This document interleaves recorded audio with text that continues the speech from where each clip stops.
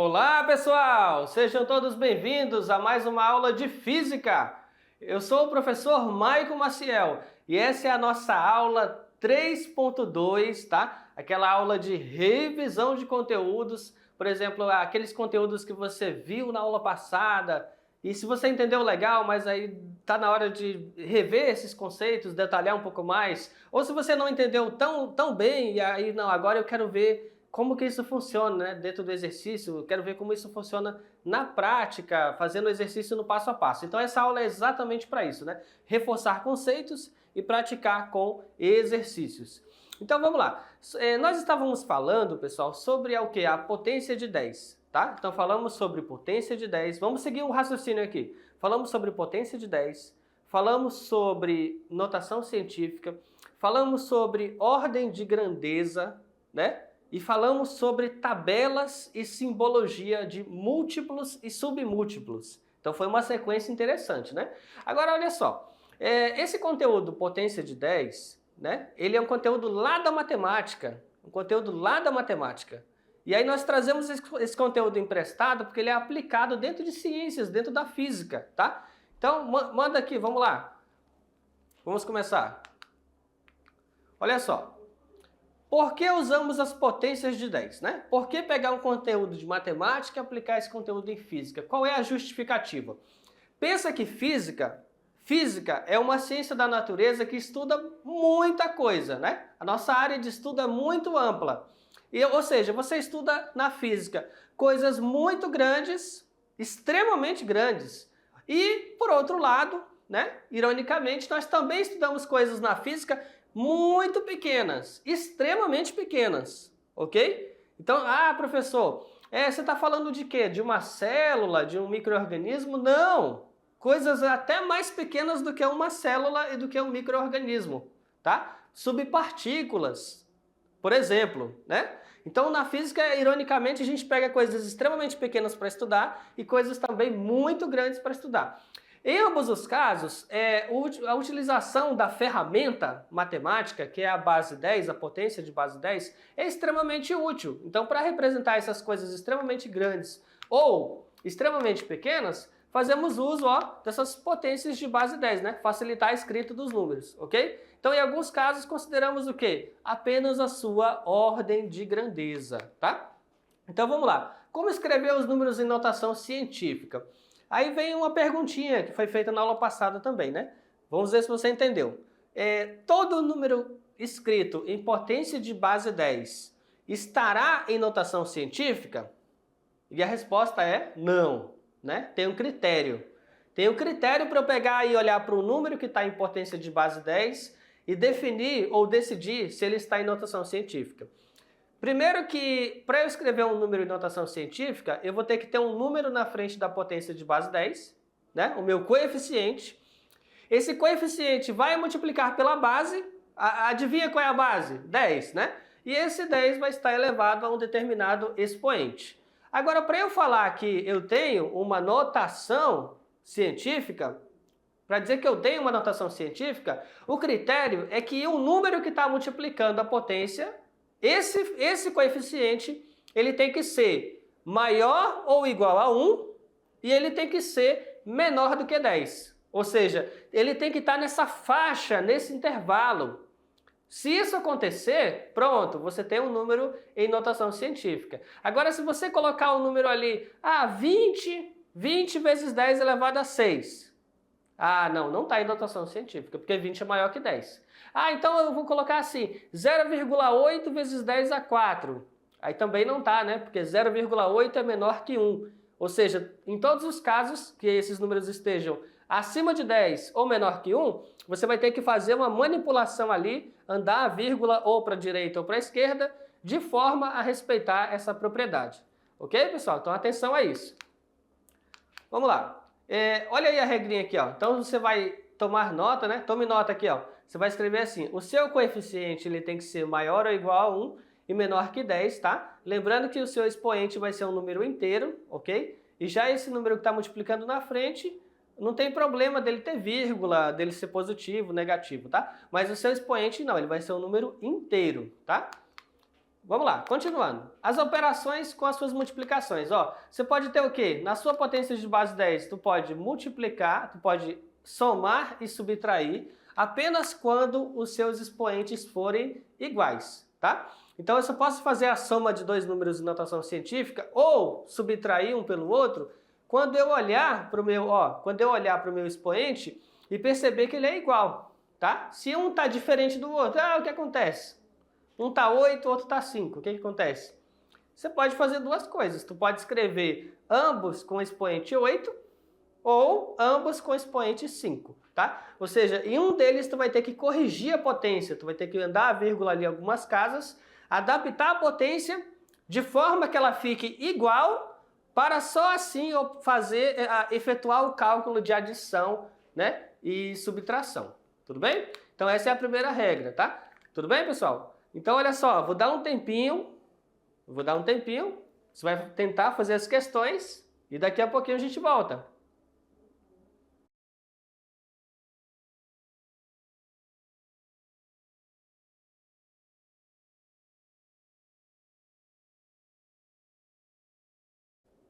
Opa, acabou o tempo, hein? Vamos nessa agora. Você tentou fazer as questões, pode ter acertado, espero que sim. Se você não conseguiu, nós vamos corrigir agora no passo a passo, né? Ver como que ficou. Manda na tela. Primeira questão, ó, questão 01. Descoberto em... Opa, cadê a caneta? Aqui. Descoberto em 1930, o corpo celeste Plutão, né? Corpo celeste. Fica localizado na região composta por milhões de corpos celestes gelados, que possuem uma distância entre 4,5 bilhões e 7,5 bilhões de quilômetros do Sol, ou seja, muito distante, né? Está numa faixa de 4,5 a 7,5 bilhões de distância do Sol, de quilômetros do Sol. Já Marte é o quarto planeta do Sistema Solar, ficando entre a Terra e Júpiter, a 220 milhões de quilômetros do Sol. É um planeta formado por superfície rochosa e atmosfera rica em dióxido de carbono, que é o CO2, né? Escreva os números que correspondem à distância entre Plutão e o Sol e Marte e ao Sol em notação científica e realize a soma desses valores, tá? Então aqui, ó, o comando da questão, vamos lá, o comando da questão, o que você vai fazer? Você vai ter que anotar as distâncias, certo? Aí você vai ter que escrever as distâncias primeiro em notação científica, cada uma delas, e no final tu vai ter que fazer a soma dos valores, tá? Então cuidado com esse passo a passo aí. Vamos lá, a primeira distância vai ser o quê? 4,5 bilhões de quilômetros. Aí você vai escrever aqui, né? 4,5 bilhões vai ser o quê? 3, 6, 9, né? Então seria o equivalente a quê? 4,5 vezes 10, aqui, elevado a 9, tá? 4,5 bilhões. Então 4,5 vezes 10 elevado a 9 quilômetros. A segunda distância, 7,5 bilhões de quilômetros. Então você vai ter o quê? Seria equivalente ao 7,5, então você vai colocar 7, o 5, né? E vai ficar o quê? 7,5 vezes 10 elevado a 9 também, tá? 7,5 vezes 10 elevado a 9 quilômetros, ok? Tá aí a distância de cada um deles em notação científica. A distância 3 aqui, ó, distância em milhões de quilômetros, você vai ter o quê? 227 milhões de quilômetros. Escreveu esse número aqui por extenso, com os zeros aqui, 227 seguido pelos zeros, você vai ter o quê? Escrevendo ele em notação científica, a vírgula está aqui, né? Ela vai ter que vir para onde? Para cá, tá? Atenção naquela regra lá do coeficiente, né? Vai ficar 2,27 vezes 10 elevado a 8, tá? Então vai andar o quê? 8 casas, 2,27 vezes 10 elevado a 8. Nesse ponto aí, vamos lá, manda aqui comigo. Nesse ponto aqui, quando você for escrever esse número, né, que está no texto, né, escrever ele com zeros, tá, até aqui tudo bem. Ah, professor, escrevi, né? Aqui, mil, cadê? Mil, milhão, bilhão, ok, tá? Escreveu. Agora, na hora de escrever ele em notação científica, toma cuidado, tá? Toma cuidado, porque você vai ter que trazer essa vírgula daqui, cadê? Daqui, e essa vírgula ela vai ter que andar, ó, e vai ter que parar aqui, entre o 4 e o 5, tá? Respeitando a regra da notação científica. Se você errar isso aqui, pessoal, aí erra tudo, tá? Se você colocar assim, 45, parou aqui a vírgula, ó, 45, e já não funciona, tá? Porque 45 é maior que 10. Se você colocar a vírgula aqui, ó, aí vai ficar 0,45, é menor que 1, tá? Então essa vírgula vai ter que ficar entre o 4 e o 5, para que você tenha 4,5, está entre 1 e 10. A mesma coisa vale aqui para a vírgula entre o 7 e o 5, tá? Vamos nessa.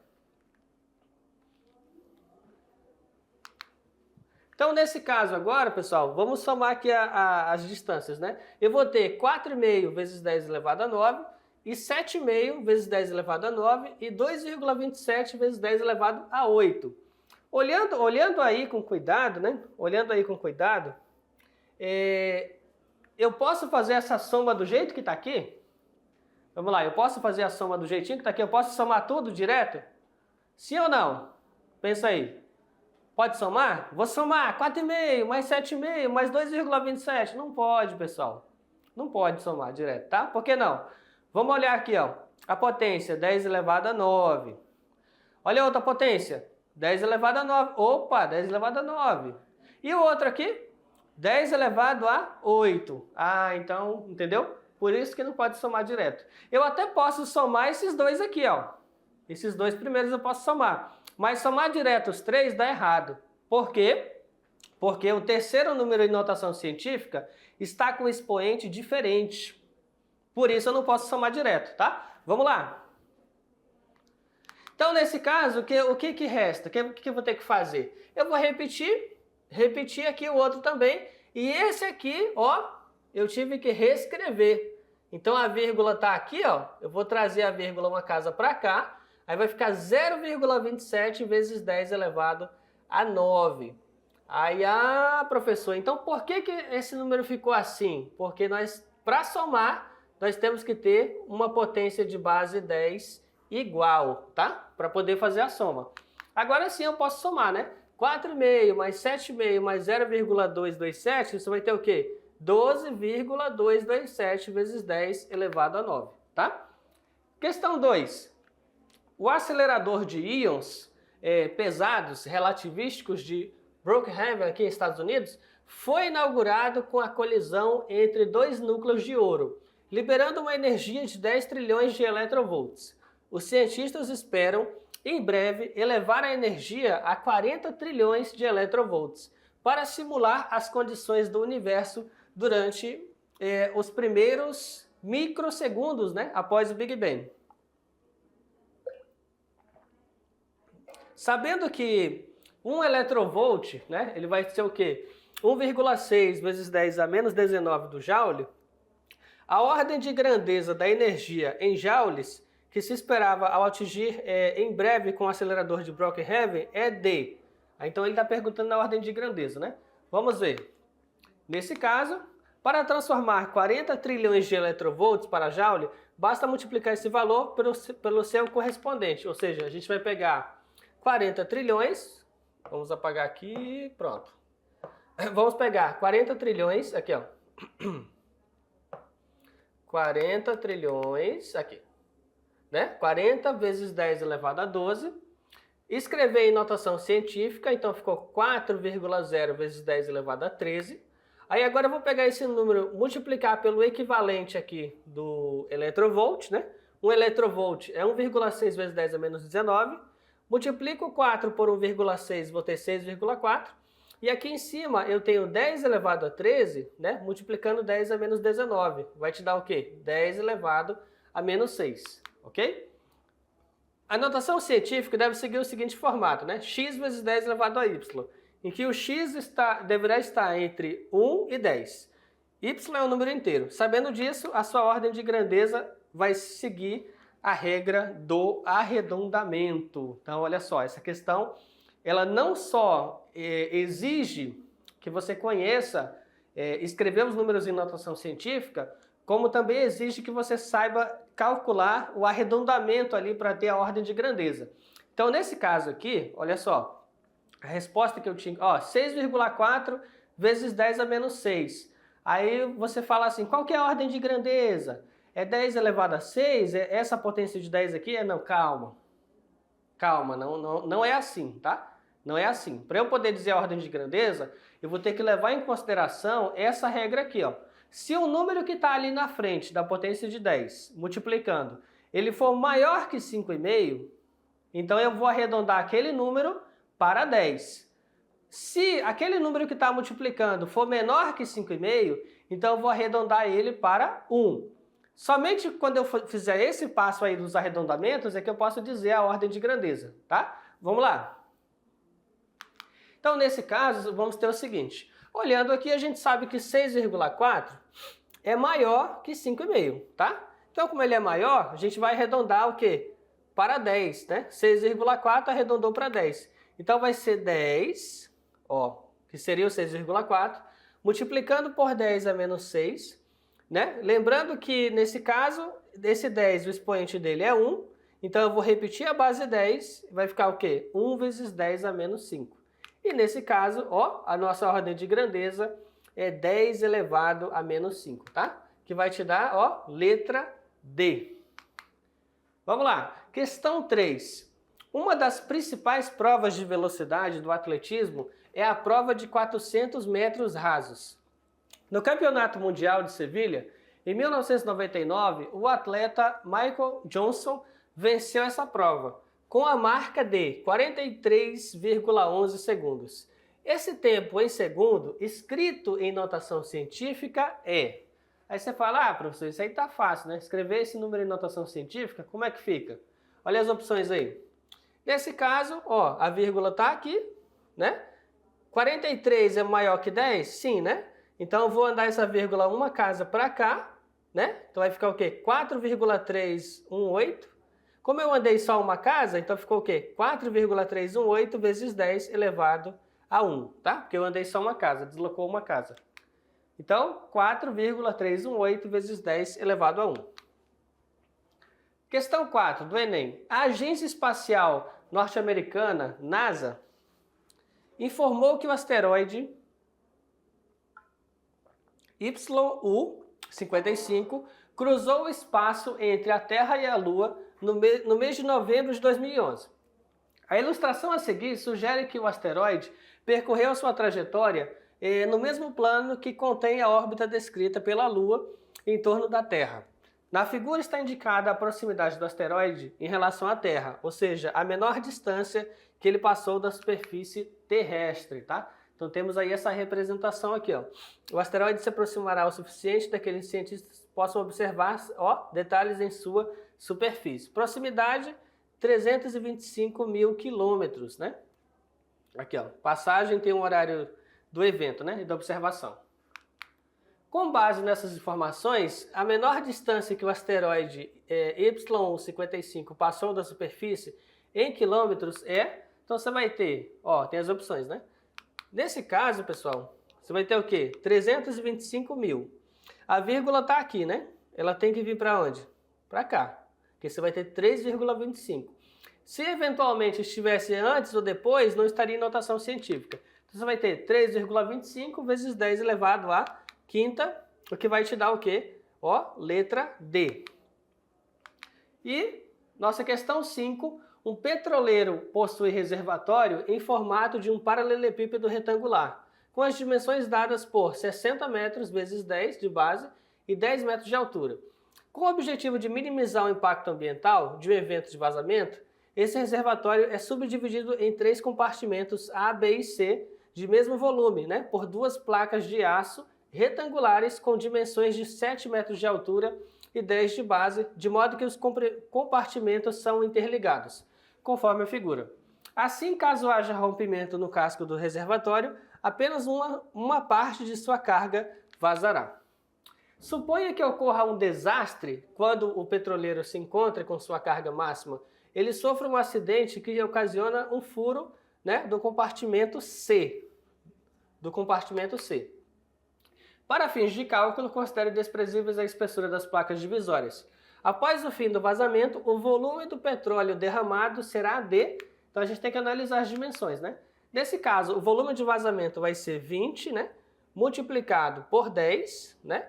Multiplicado por 7. E nesse caso, mais 60, multiplicado por 10, multiplicado por 3. Nesse caso, o vazamento vai ser o quê? De 3.200 metros cúbicos. Aí, escrevendo em notação científica, né? A vírgula está aqui, ó.